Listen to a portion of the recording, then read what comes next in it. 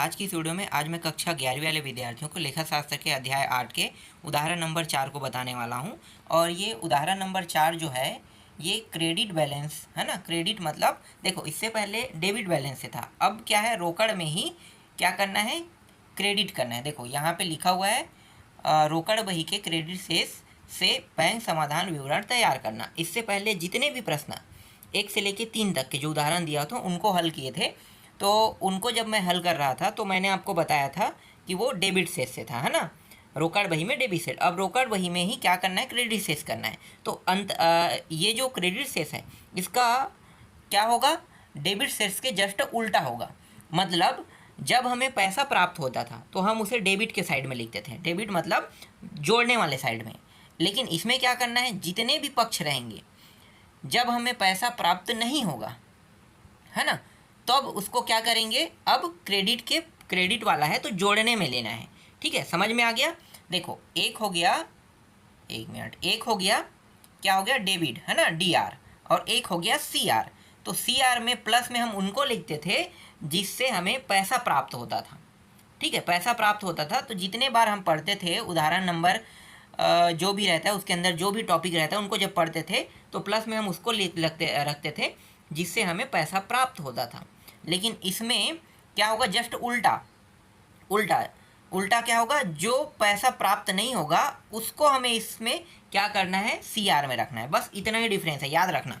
ठीक है, क्रेडिट और डेबिट शेष अगर आपसे कहता है कि रोकड़ बही में डेबिट शेष निकालिए तब आपको कौन सा कंडीशन लगाना है, और रोकड़ बही में क्रेडिट शेष निकालिए तो कौन सा कंडीशन लगाना है, ये मैंने आपको बता दिया। ठीक है, चलो देखो पहला प्रश्न, ये जो घटना है ये 31 मार्च का है ना। तो पहला देखो, रोकड़ बही का अधिविकर्ष 42,000 है। अब यहाँ पे शब्द आ गया है 42,000 अधिविकर्ष। तो भाई अधिविकर्ष मतलब ये डायरेक्ट क्या होगा, अमाउंट के साइड में, आगे मैं बता दूंगा। ठीक है, ये जो शेष राशि है वो इसे उसी प्रकार से समझो जैसे शेष रहता था ना, तो हम लोग इसको लिख देते थे लास्ट में, वैसे इसको लिख देना। ठीक है, तो ये डायरेक्ट अभी इसे ना जोड़ना है ना घटाना, कुछ नहीं करना है, ये शेष वाला है तो ये डायरेक्ट लिखा जाएगा।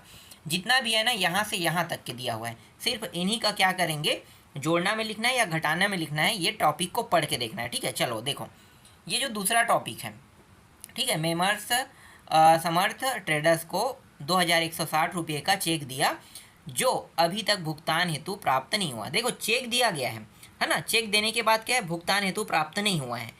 तो डेबिट के पक्ष में इसी को डीआर के पक्ष में हम प्लस में लिखते थे। ठीक है, डीआर के पक्ष में प्लस में लिखते थे, लेकिन अभी से किस में लिखेंगे, जब डीआर के पक्ष में प्लस में आता था तो सीआर के पक्ष में इसे माइनस में लिखेंगे। समझ में आ गया तो ये माइनस वाला पक्ष है, मतलब इसे घटाना है हमें। ठीक है, दूसरा को घटाना है। तीसरा देखो, 1,200 रुपये का एक चेक मिला, रोकड़ बही में लिखा परंतु नहीं भेजा। देखो रोकड़ बही में लिख दिया है, चेक जो मिला है रोकड़ बही में लिख दिया, लेकिन परंतु बैंक नहीं भेजा कह रहा है, बैंक नहीं भेज पाया तो उनको पैसा तो नहीं मिल पाया, मतलब बेनिफिट नहीं हो पाया। ठीक है, तो क्या करना है, इसको प्लस में लेना है। ठीक है, ये माइनस का टॉपिक है क्योंकि जो पैसा हमें नहीं मिलता है हम उसे किस में लिखते हैं, डीआर में, ऋण में लिखते हैं ना, घटाते हैं उसे। लेकिन इसे किस में लिखेंगे, सीआर में, प्लस में लिखेंगे, जस्ट उल्टा होते जाएगा, याद रखना। ठीक है, यही नियम है, जो प्लस में जो डीआर में प्लस होता है वो सीआर में माइनस होता है। आप लोगों को अगर ये अच्छे से जानना है तो चार्ट एक बार और देख लेना। ठीक है, यहाँ पे मैं उसी चार्ट के थ्रू जो भी टॉपिक उसको बता रहा हूँ ना, तो 8.9 8.8 जो दिया हुआ है उसी के हिसाब से मैं आपको बताते जा रहा हूँ। ठीक, ये भी समझ में आ गया।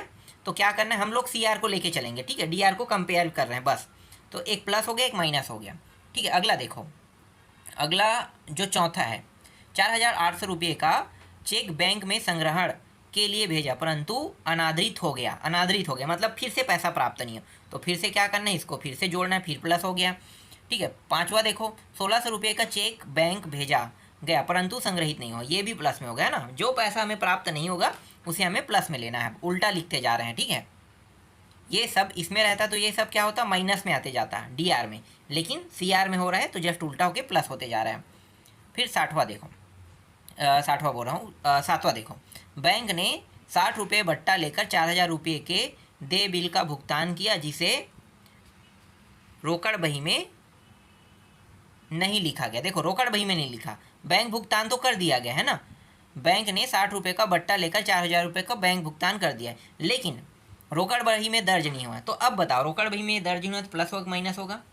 ये माइनस होगा, क्रेडिट में माइनस में चला जाएगा। ठीक है, तो सी आर वाला जो बना निकाल रहे हैं इसमें माइनस में होगा, लेकिन यही जो होता है ये डी आर में प्लस में होता है। ठीक है, तो एक बस क्या हो रहा है, ये जो दूसरा है ये बस माइनस हो रहा है, बाकी ये सभी के सभी क्या हो रहे हैं, प्लस। अब देखो मैं जो बता रहा हूँ वो है कि नहीं, चार्ट में देखते हैं। ठीक है, देखो चार्ट में एक बस माइनस में था ना, तो देख सकते हो ऐड हो गया है ना, हिंदी में मैंने लिख दिया है, वही सारे प्रश्न है, प्रश्न का नाम है ये सब के सब। ठीक है जब भी आप इसे ऐड लिखोगे तो आपको प्रश्न का जो नाम रहेगा, पहला पॉइंट के हेडिंग में देखो, ये दूसरा पॉइंट के हेडिंग में था, तीसरा पॉइंट के हेडिंग में था ना, तो तीसरा पॉइंट के हेडिंग में यही था, प्राप्त चेक रोकड़ में दर्ज किया परंतु बैंक को नहीं मिला। देखो प्लस में मैंने कहा था, देखो चेक वसूली के लिए बैंक भेजा लेकिन अनादरित हो गया 4,800 रुपये का। ठीक है, ये भी हो गया।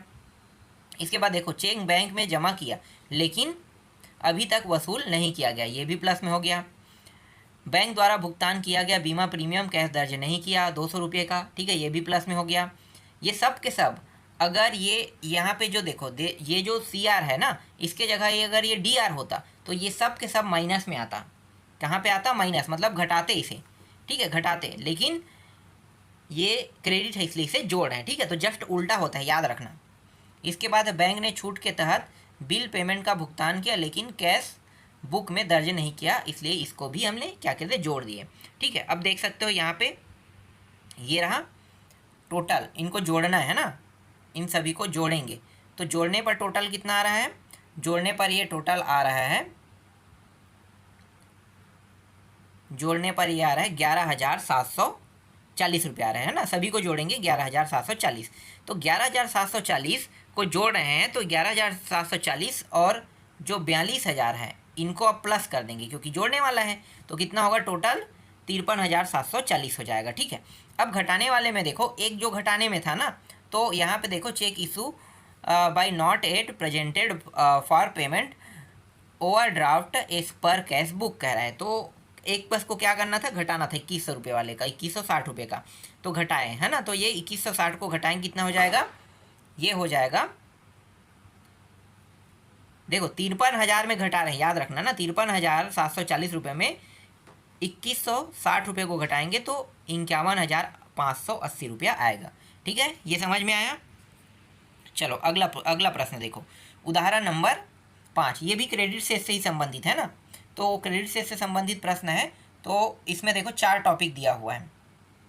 ठीक है, यहाँ पे रोकड़ बही अनुसार बैंक अधिवर्ष 1,600 रुपये है, तो 31 मार्च 2000 को था, तो बैंक समाधान विवरण। तो पहला देखो, ये जो 1,600 रुपया है ये कहाँ पे जाएगा, डायरेक्ट अमाउंट में जाएगा ना, ये अधिवर्ष लिखा हुआ है मतलब अमाउंट में, तो ये जो है ना इसका हमें कुछ नहीं करना है ना, तो जोड़ना है तो घटाना है, बस करना किसको है, 1 से लेके 4 तक दिया है, इसी को जोड़ना है और घटाना है। तो पहला देखो, 2,000 रुपये के चेक बैंक में जमा कराए गए परंतु उसका संग्रहण नहीं किया गया, तो इसको किस में लिखना है, प्लस में लिखना है कि माइनस में लिखना है, इसको हम प्लस में लिखेंगे। ठीक है, इसको जोड़ेंगे, याद रखना, जो हमें प्राप्त नहीं होता है पैसा सीआर में हम क्या करते हैं, उसको प्लस में लेंगे।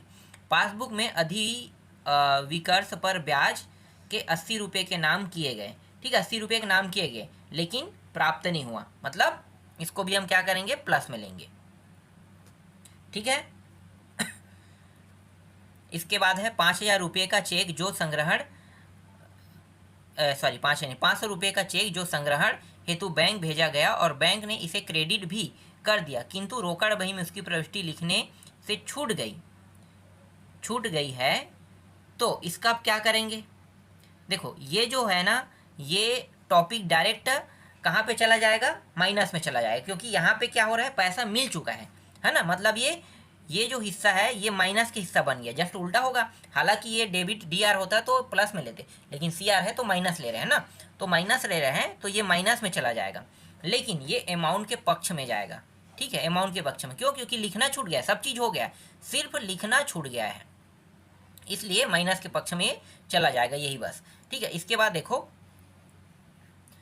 200 रुपये पासबुक में गलत नाम किए गए, तो 200 रुपये जो है ना पासबुक में गलत नाम की, इसलिए पैसा नहीं मिल पाया, तो ये भी क्या होगा, प्लस में चला जाएगा। ठीक है, तो देखो 3 प्लस है ये तीनों, और ये जो 500 रुपये वाला बस है ना, यही बस माइनस में होगा। तो चलो देखते हैं चार्ट को। देखो ये रहा चार्ट। देखो रोकड़ बही के अनुसार अधिविकर्ष क्रेडिट शेष है ना 1600 रुपये मैंने कहा था, यहाँ पे आ गया। अब जोड़ना किन किन टॉपिकों को देख सकते हो। तो देखो चेक बैंक भेजे गए पर जमा नहीं हुए, ठीक है, यहाँ पे 2000 रुपया, अधिवर्ष ब्याज 80 रुपया, ठीक है। और इसके बाद है पासबुक में गलत डेबिट की रकम, ठीक है, गलत डेबिट की रकम इसलिए प्राप्त है 200 रुपये हो गया। अब इन सभी को जोड़ेंगे कितना हो जाएगा, 2280 रुपये होगा। तो ये 1600 और 2280 रुपये जोड़ेंगे तो कुल कितना होगा, 3880 रुपये होगा, है ना। अब घटाने वाले टॉपिक में एक ही टॉपिक था, देख लो 500 रुपये का मैंने बताया था, बैंक द्वारा 500 रुपये का एक चेक जमा कर दिया गया। तो चेक जमा किया गया ना, इसी बस को क्या करना है, घटाना है। तो ये 500 रुपया घटाएंगे, घटाने पर ये 3800 रुपया 3880 रुपया में घटाएंगे तो 3380 रुपया आएगा, ठीक है। तो पासबुक के अनुसार अधिविकर्ष, ठीक है, कितना आया, इतना आया, ठीक है। तो जोड़ने वाला अलग हो गया, घटाने वाला अलग हो गया, ठीक है। अब देखो छठवां उदाहरण। छठवां उदाहरण क्या है, 30 जून 2001 को मेरी रोकड़ बही में 18,750 रुपये का बैंक अधिविकर्ष प्रदर्शित किया। पासबुक से मिलान करने पर निम्नलिखित अंतरों का ज्ञान हुआ, ठीक है। यहाँ पे देखो रुपया पहले से यहाँ पे आ गया है ये वाला, तो ये किस साइड में रहेगा, आपको पता है कि ये ना तो जोड़ना में आता है ना घटाना, डायरेक्ट अमाउंट के साइड में हमें लिख देना है, ठीक है। ठीक, इसे को भी क्या करेंगे, अमाउंट के सामने, और ये भी पूरा CR से संबंधित है ना, क्रेडिट ही वाला है, ठीक। अब देखो पहला प्रश्न, 27 जून को 2010 रुपये नगद व चेक बैंक भेज दिए गए, परंतु 345 रुपये के चेक 2 जुलाई को जमा हुए थे तथा 68 रुपये का चेक 4 जुलाई को अनादरित होकर वापस आ गया, ठीक है। इसको अब कहाँ पे लिखना है, ये जो पूरा जो टॉपिक है, ठीक है, 2010 रुपये का, ठीक है, ये चेक है, तो इसको क्या कर दिया है इन्होंने, बांट दिया है, ठीक है, बांट दिया है। तो बांट दिया है तो ये जो रकम है इनका उपयोग हम नहीं करेंगे, ठीक है। पहले से क्या कर दिया गया यहाँ पे, ठीक है। तो ये जो रकम जो 2010 है, ठीक है, 2010 जो है इसे अभी क्या करना है, आपको नहीं लेना है, क्योंकि ये जो चेक है ना बैंक भेज दिए गए हैं तो ये मिल चुका है, ठीक है। तो मिलने वाले हिस्से के हमें कोई लेना देना नहीं है, तो मिलने वाला हिस्सा हम प्लस नहीं करते, लेकिन नहीं मिलता उस हिस्से को हम क्या करते हैं, हिस्सा को लेते हैं। तो ये जो दोनों हिस्सा है 345 रुपया और 68 रुपया, इसको हम क्या करेंगे, प्लस कर देंगे, ठीक है, दोनों को प्लस कर देंगे। समझ में आ गया, मतलब जोड़ने वाले हिस्से में लिखेंगे। इसके बाद दूसरा देखो, जून के माह में मैंने अपने लेनदारों को 2505 रुपये का चेक निर्गमित किया, ठीक है, 2505 रुपये का चेक निर्गमित किया। इनमें से 2055 के चेक 5 जुलाई को भुगतान के लिए पेश किए गए थे, लेकिन भुगतान नहीं हो पाया, है ना, पेश किया गया था लेकिन नहीं हो पाया, लेकिन बाकी का पेमेंट हो गया। इसमें जो 2505 रुपये है उनमें से बाकी का पेमेंट हो गया, लेकिन इनका पेमेंट नहीं हो पाया, तो ये भी क्या होगा, ये भी प्लस का हिस्सा बन जाएगा, ठीक है। ये राशि लिखना है हमें प्लस में, और यहाँ पे 345 और 68 रुपये को प्लस में लिखना है, जो भुगतान नहीं हुआ उनको, है ना, और बचा है उसको हम नीचे में लिख लेंगे। इसके बाद देखो, बैंक ने मेरे आदेशानुसार जून माह में निम्नलिखित भुगतान किए।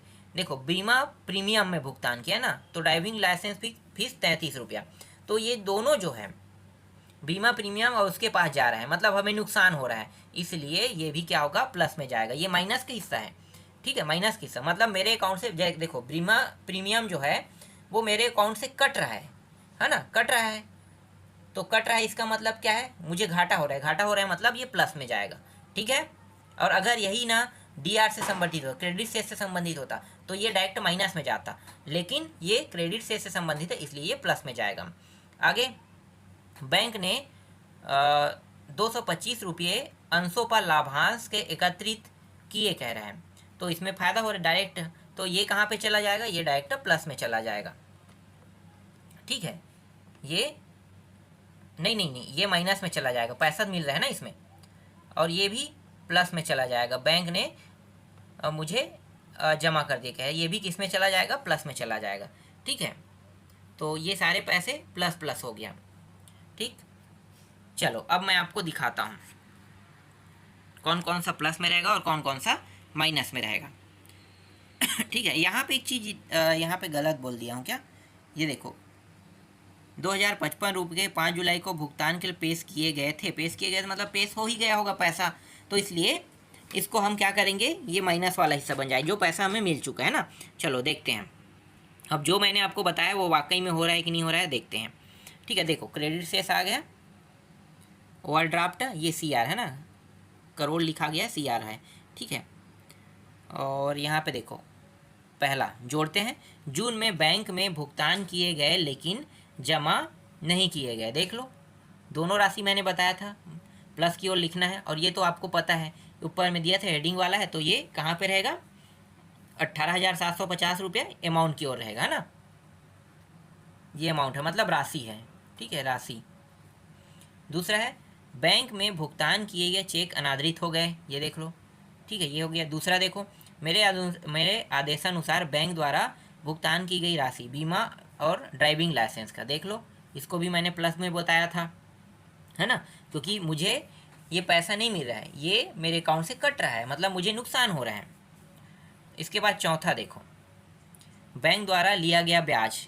ठीक है, ये वाला टॉपिक मैंने नहीं बताया था, शायद छठवां था, छठवां पॉइंट नहीं दिखा पाया ना, तो इसको आपको ले लेना है। बैंक द्वारा लिया गया ब्याज।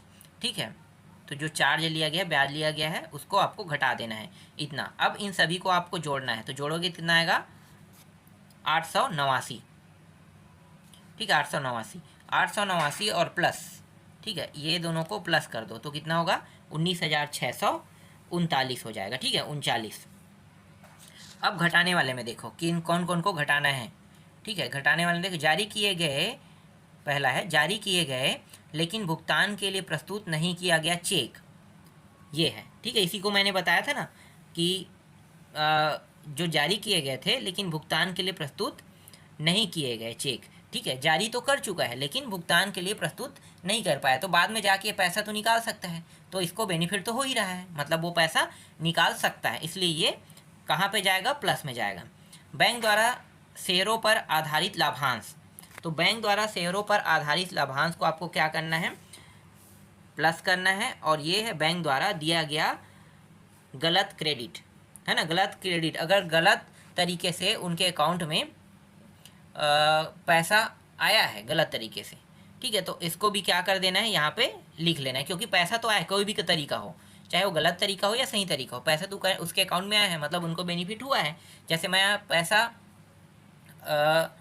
जैसे आप मुझे पैसा भेज रहे हो ना, अब मुझे नहीं, अपने दोस्तों को भेज रहे हो, लेकिन पैसा मेरे पास आ गया, तो भाई मुझे तो फ़ायदा हो गया ना। तो गलत तरीके का क्रेडिट भी फ़ायदे में ही आता है, इसलिए इसको भी यहाँ पे ऐड किया गया है। ठीक है, अब इन सभी को जोड़ दो, तो जोड़ोगे तो कितना होगा, जोड़ने पर ये आ रहा है, देखो इन सभी को जोड़ेंगे तो 2505 रुपये आएगा, 2505 रुपये आ गया। ठीक है, अब क्या करेंगे, 2505 रुपये को ये जो 19,639 रुपया उसमें घटा दो, तो घटाओगे तो 17,134 रुपया आएगा। तो पासबुक के अनुसार जो ओवरड्राफ्ट है ना, जो DR साइड में है, वो कितना आया, 17,134 रुपया। तो आज के वीडियो में बस इतना ही, बाकी जो प्रश्न बच गए हैं उनको मैं आपको नेक्स्ट वीडियो में बताऊंगा।